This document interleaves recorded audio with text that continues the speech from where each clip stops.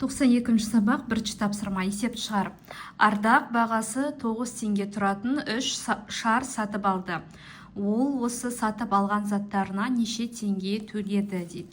Неге шар саны 3, бір шардың бағасы 9 теңге. Енді барлығы неше теңгеге сатып алған білуіміз керек. Ол үшін біз 3-ті 9-ға көбейтеміз. 3 9 27. Сонда барлығына осы 3 шарға 27 теңге төледі. Енді әсі сөйлемді толықтыр. Заттың құнын табу үшін дейді.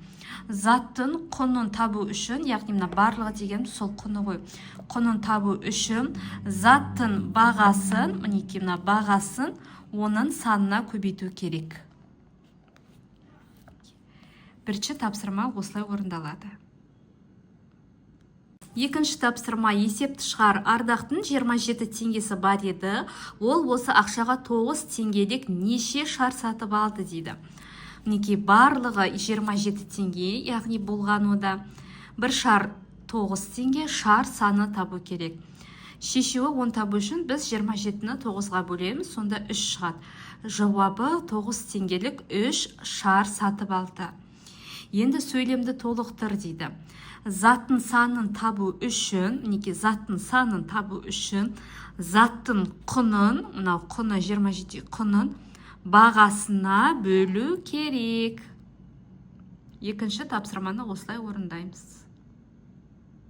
Үшінші тапсырма. Ардақ бірдей бағамен 3 шар сатып алды. Ол сатушыға 27 теңге төледі. Бір шар неше теңге тұрады дейді.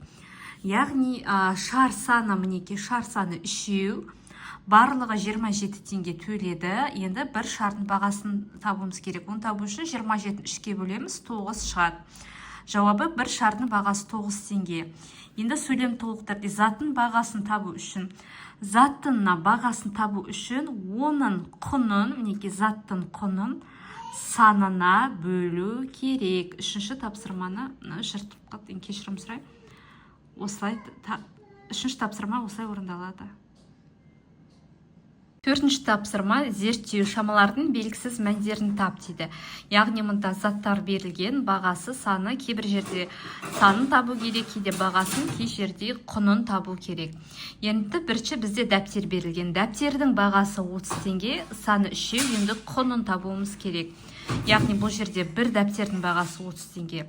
Құнын табу үшін 30-ді 3-ке көбейтеміз. Сонда құны бізде 90 теңге болады, мінекей. Яғни 30 бен 3-ті көбейтеміз. Келесі бізде сызғыш берілген. Сызғыштың бағасы жоқ, саны берілген, құны берілген. Енді бұның бағасын табу үшін біз құнын санына бөлеміз. Яғни 800-ді 8-ге бөлеміз. Сонда бізде 100 шығады. Сызғыштың бір данасы 100 теңге тұрады. Енді келесі бізде ұштағыш берілген. Бағасы А теңге, саны белгісіз, құны 600 теңге. Санын табу үшін құнын бағасына бөлеміз. Сонда 600 бөлу А болады. Мінекей кестені осылай толтырасыздар.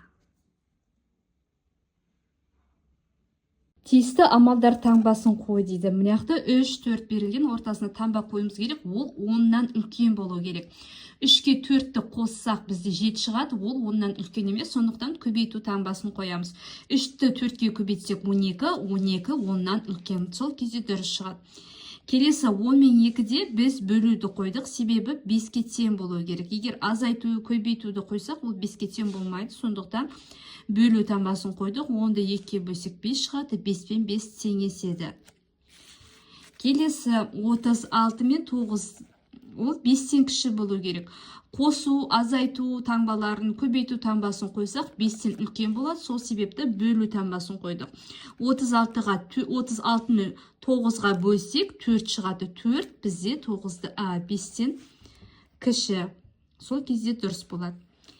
Келесі 32-де мына жерге қосу, азайту белгісін қойсақ, мына 32-ге тең болмайды. Сондықтан көбейту не бөлу таңбасын қойсақ болады. Мен көбейту қойдым. 32-ні 1-ге көбейтсек 32, 32 мен 32 теңеседі. Келесі мына жерде орнына үлкен болу үшін біз қосу таңбасын қойдық. себебі аның орнында қандай сан болса да, кешірім сұраймын, оған бір қоссақ, мына жерге қарағанда көп шығады, сондықтан а қосу 1 болады. Одан кейін астында екі жақта да көбейту, бөлу, қосу, азайту белгілерін қойсақ болады. Мен қосуды қойдым. Мінекей 5-ші тапсырма осылай орындалады. 6-шы тапсырма. Анам әр қайсы 200 теңге тұратын 4 кәдесый сатып алды. Анам осы кәдесыйларға неше теңгеге сатып алды? Оған келесек құрастыр. Мінекей әр қайсы 200 теңге тұрады. Кәдесый саны 4, барлығын неше теңгеге сатып алған табуымыз керек. Оны табу үшін біз 200-ді 4-ге көбейтеміз. 800 шығады. Сонда барлығына оның анасы барлығын 800 теңгеге сатып алды. Енді келесеп құрастыратын болсақ, барлығына мысалы 800 теңгеге сатып алды. Кәдесый саны 4, бір кәдесейдің бағасын табуымыз керек. Оны табу үшін 800-ді 4-ке бөлеміз, 200 шығады. Сонда жауабы бір кәдесей 200 теңге тұрады. 6-шы тапсырманы осылай орындаймыз. 7-ші тапсырма теңдеуді шеш. X қосу жақшаның ішінде 37 қосы 44 тең 92. 37-ге 44-ті қосақ 81 шығады. Енді мына X табу үшін 92-ден 81-ді азайтамыз. Біздің X-іміз 11-ге тең болды. Тексеретін болсақ 11 қосу 37 қосу 44 тең 92. 92 мен 92 тең еседі. Келесі с бөлі 4 тең 9. Сын табу үшін 9-ға 4-ті көбейтеміз. С бізде 36-ға тең болады. Тексеретін болсақ 36 бөлі 4 тең 9-ға 9 бен 9 тең еседі. Мінекей 7-ші тапсырманы осылай орындаймыз. 8-ші тапсырма. Ағам 900 теңгеге бірнеше кітап сатып алды. Егер бір кітап А теңге тұрса, онда ағам неше кітап сатып алды дейді. Сатып алды мінекей 900 теңгеге бір кітап А теңге тұрады. Кітап санын табу керек.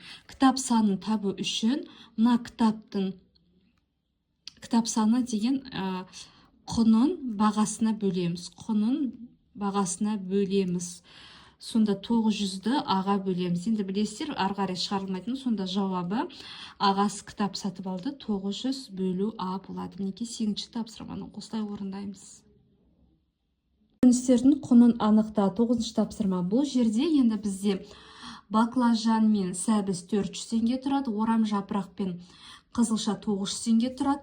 Баклажан мен орам жапырақ 400 теңге тұрады, ал бізге сәбіз бенен қызылшаның бағасын табу керек. Енді мінекей жазып қояйық. Қысқартып, баклажан мен сәбіз 400 теңге тұрады, орам жапырақ пен қызылша 900 теңге тұрады. Енді осының төртеуінің бағасын білу үшін, төртеуінің барлығын бағасы, яғни мына төртеуін қосамыз.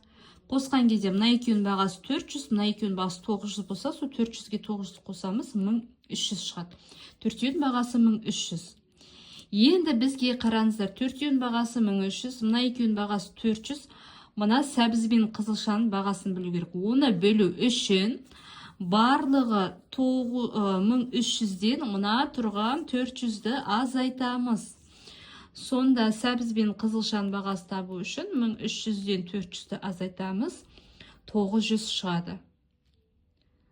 Жауабы сәбіз бен қызылшаның бағасы мына жерге де 900 қойылады. 900 теңге. 9-шы тапсырманы осылай орындаймыз. Достар, каналыма тіркеліп, видеоға лайк басуды ұмытпаңыздар.